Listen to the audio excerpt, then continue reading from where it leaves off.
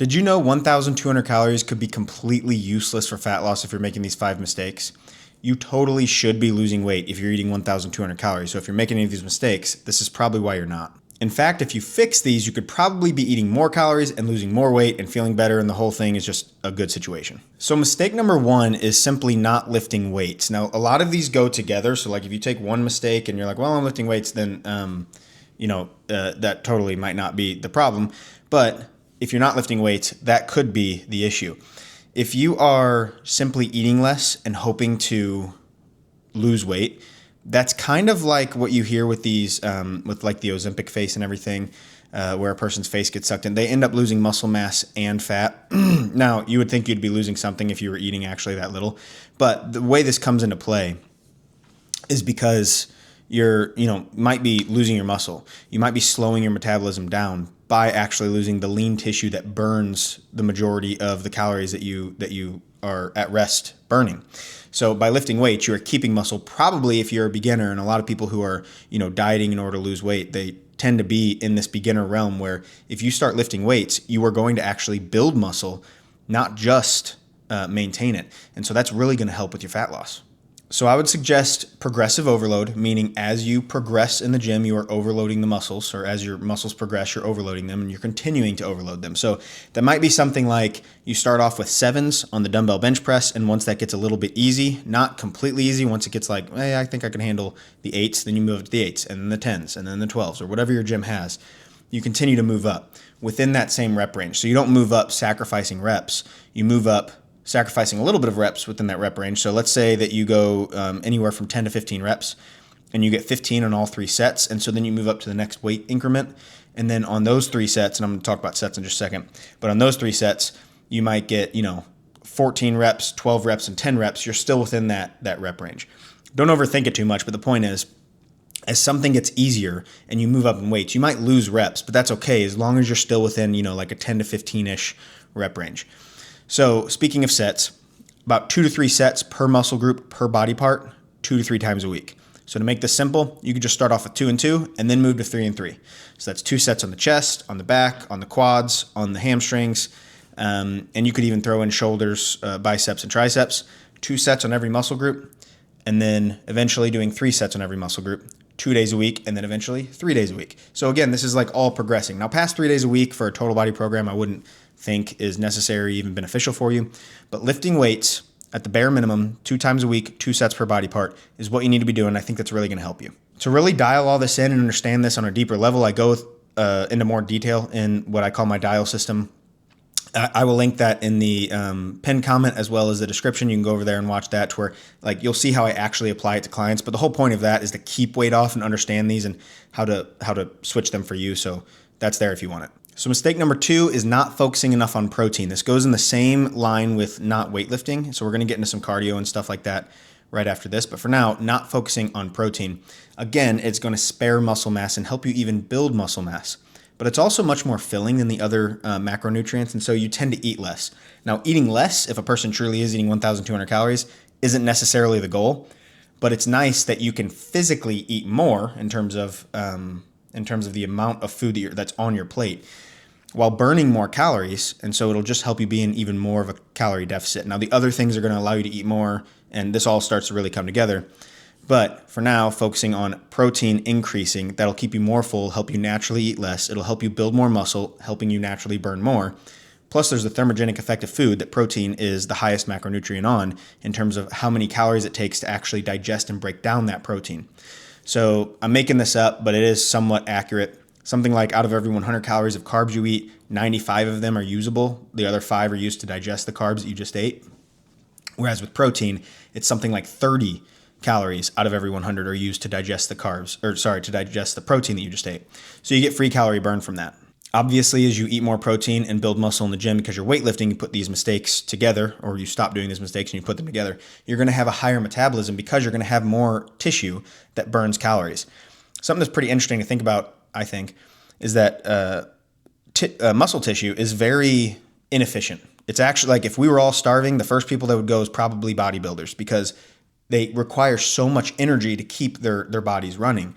Muscle tissue in the case of like having a huge physique or whatever, it actually wouldn't be very good for survival if we were low on food, because it takes so much energy to run that. If you look at any of these bodybuilders on YouTube, it's really cool. I'm, pretty entertained by it. Sam Sulek is a pretty famous guy right now.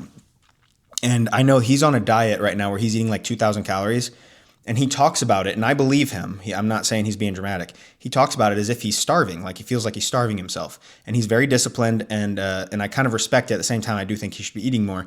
But for him, 2,000 calories could be equivalent for you eating 900 or 1,000 calories. It is just like you need to be eating more, and it's because he has so much muscle tissue that it is kind of equivalent to him starving himself. And so having muscle tissue in a world where we have plenty of food is a good thing, because you're just going to naturally be burning a ton more calories. The best way in my mind to get this protein, start food logging and start tracking and finding out what has more protein in it. But the easiest way that you're just going to be able to dive right in is to get my recipe book. It is totally free. Find me on Instagram, Aaron Trainer Fitness. I'll send it over to you over there, and just DM me or whatever. And these recipes, obviously, ingredients and how to make it, they're pretty simple. But these are meal prep style recipes, so they're big. They'll make 8-9 servings, and they're super high protein. It usually just happens in the form of low fat dairy and really lean proteins. More meat, basically. And it allows you to get your protein, like in one serving, there's 50 grams of protein in a lot of my recipes. So it makes it a lot easier to get your protein whenever you only have to eat 4 of these things and you're getting 200 grams of protein. So obviously, a lot of people watching, they're not even going to need that. So it makes it a lot easier to get your protein whenever you have super high protein recipes. Some of your other food throughout the day could be a little bit less in terms of protein. You could have more carb heavy food, such as fruit or crackers or whatever. Of course, there's stuff to be talked about with crackers and Cheez-Its and stuff like that. I'm not saying just go out and just eat a bunch of junk food, but it certainly helps whenever you have these super high protein recipes. So if you want that, head over to Instagram, Aaron Trainer Fitness, DM me over there and I'll send it to you. Okay, mistake number 3 is going to be not doing cardio. Now, a lot of times what goes hand in hand with this is you will hear people saying you're doing too much cardio and you're eating too little. That isn't true. If you really are doing too much cardio and you're eating too little, you would wither away. But I think what can happen, and how it should more accurately be described, and sometimes is actually happening like this, is a person is eating so little, they just don't feel like doing much of anything. And the next point kind of goes in, if you're like, well, I am doing the cardio and I am eating too little, then there's another caveat to this that could be explaining that. But typically a person not doing cardio is going to heavily reduce their calorie burn. And so then they have to eat a little in order to lose weight. And that is this cycle of, everything else slows down as well. So by increasing your cardio, you're going to be able, this is where it really comes into play, that you can actually eat more. If you increase, let's say you're at 1,200 calories and now you're at 1,500 calories, but you increase your cardio and your steps, which we're going to talk about next, and your NEAT, your non-exercise activity thermogenesis, which again, we're going to talk about next. You increase that up here. Now, off camera, but now you have this bigger gap than you had before. Whereas your movement and calories were here, not in a calorie deficit. Now that your calories are up a little bit and your movement's up a lot, you have a gap now. That gap is going to be taken from body fat. Lots of studies show that the most effective fat loss programs are more movement plus more calories. So it's not just simply reducing the calories. Now, calories are a powerful tool to reduce and put you in a calorie deficit. That's what's so important here. The key is you have to be in a calorie deficit. But it's a lot easier to have a sustainable diet whenever you're able to eat more and you have more nutrients coming in. You have more times you're able to eat if you fall off or you have, Super Bowl Sundays coming up, anything like that. Then you have, room in your diet. So that's what makes this so successful. And you got to be doing your cardio. Now, there's kind of a reason maybe not to at first, and we're going to talk about that next. So mistake number 4 is just simply not getting enough steps. Now, these go really hand in hand with the cardio. If you're doing more cardio, you're going to be getting more steps. Specifically, if you're walking on the treadmill or doing a Stairmaster or something where you're actually taking steps. But you'll still collect steps on the elliptical bike or whatever. And it doesn't matter if they're not all created equal. It's just overall movement. Now, what we're going for here is an increase in NEAT, non-exercise activity thermogenesis. I qualify, some other trainers don't, but I qualify steps, your just average everyday steps, even if you go out for a walk, as NEAT, as your steps for the day.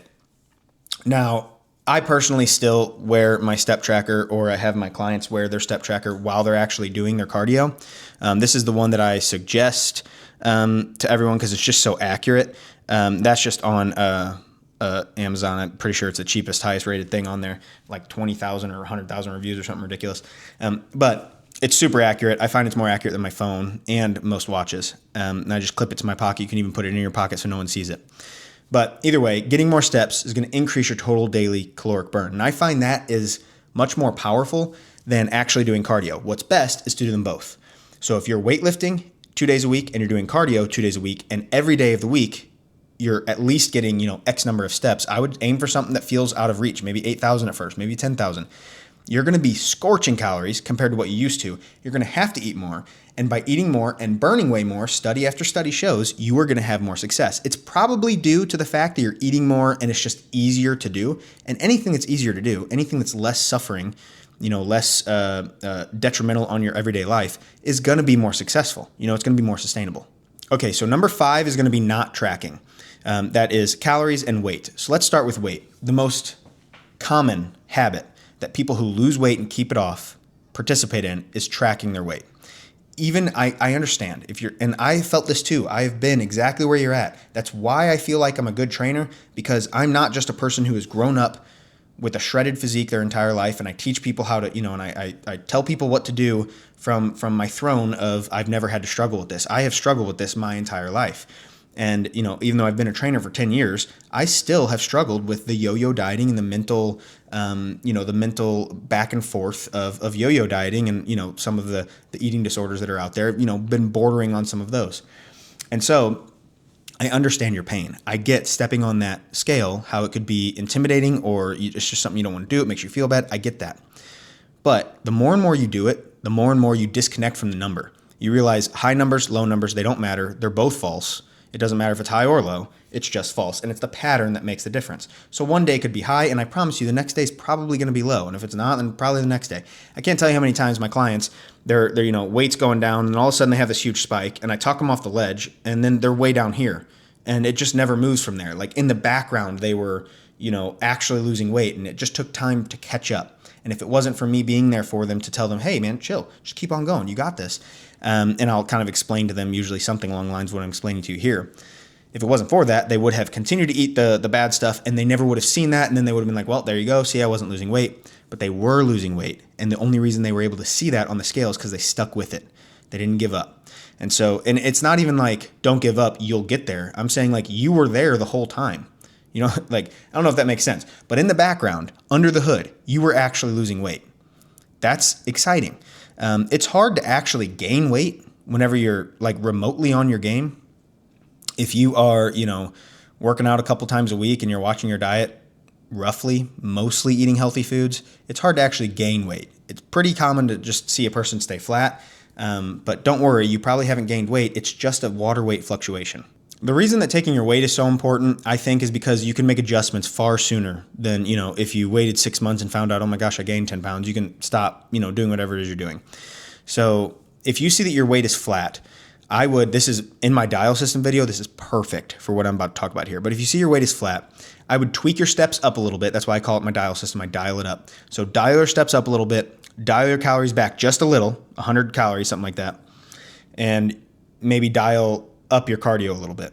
You could also dial up the protein. So there's things you can mess with.